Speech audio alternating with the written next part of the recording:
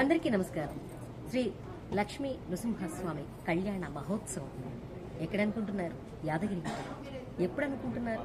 April 26వ తేదీ 2026. అది వచ్చే నెలలోనండి. అది కూడా 1008 మంది దంపతులు పాల్గొని చేస్తున్నటువంటి కళ్యాణ మహోత్సవం. ఇది మున్నూరు కాపు భవన్లో జరుగుతుంది.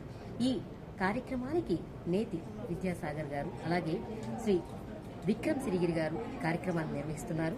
ఈ కార్యక్రమానికి సంబంధించి కళ్యాణం జరిపించేటువంటి పురోహితులు శ్రీ ఎన్ లక్ష్మీ నరసింహాచార్యులు వారు, యాదగిరిగుట్ట పూర్వ ఆచార్యులు వారు.